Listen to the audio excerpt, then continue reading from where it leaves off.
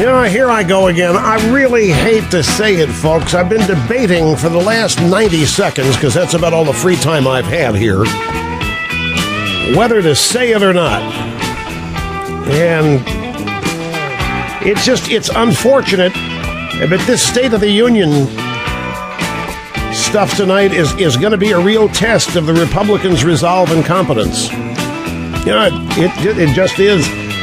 And they're already, I do not want to be critical.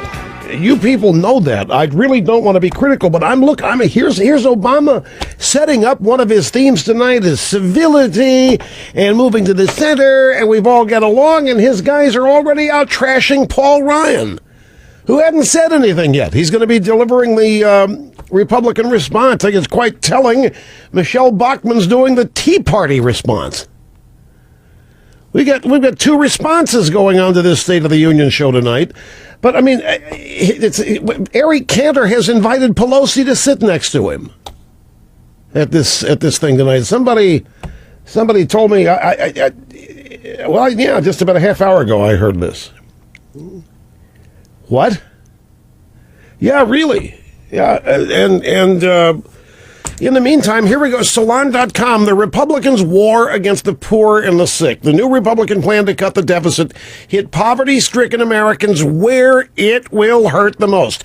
This is the new civility. So here's Obama getting all this credit for saying that we need to get along and get rid of all this horrible talk and so forth. And he cows the Republicans. And they're just reacting to what he and the media are saying. Where did this idea of sitting together come from? Whose idea was it?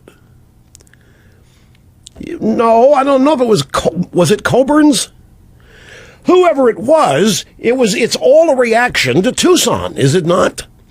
Whoever's idea, I don't really care if it was a Republican or Democrat idea. It might have been Coburn's. It might have been Coburn who was the first Republican to agree to sit next to these Democrats. Whatever it is, it's a trick. And it's all reactionary.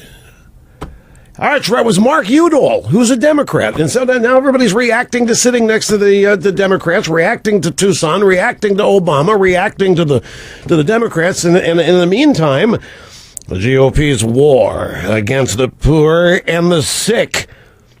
This is a story by Andrew Leonard, Salon.com. Republicans want the poor to die on the street like they used to.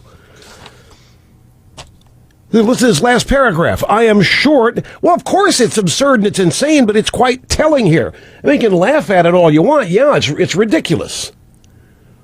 But in the new era of they're trying to destroy. I got a note from my brother last night. What did Palin do?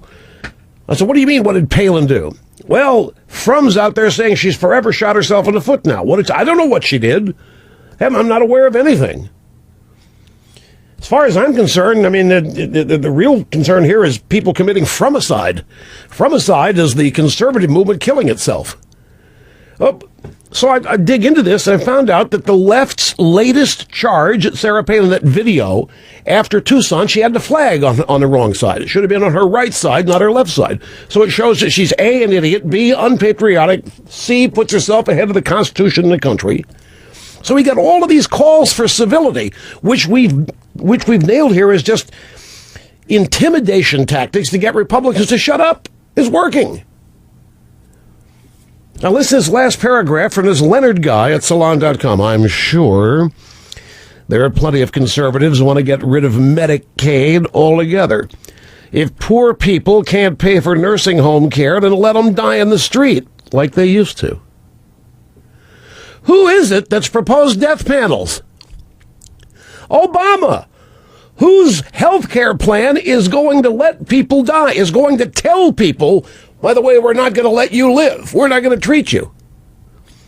But forget all that. This is happening in the new era of civility. And so we've got this guy, Steve Cohen, and the media acts somewhat amused. And you have Sheriff Dipstick, and they act amused. And then they're laudatory. The Sheriff Dipstick and Steve Cohen, they're not backing down. They're not backing. When's the last time I was ever applauded for my courage and sticking to my guns? It doesn't happen. In this new era. So Obama gets to occupy this lofty new perch of Mr. Civil, while his minions are out there doing what he is essentially instructing them to do. If poor people can't pay for nursing home care, let them die in the street like they used to. The Tea Party version of government apparently just doesn't believe in helping people who can't help themselves. For the modern Republican Party, it's far, far more important to ensure that those who will never need Medicaid get their big fat tax cuts, adding up to $700 billion over the next... I don't even know who Andrew Leonard is, and I don't care. Probably some new hot-to-trot graduate from journalism school somewhere.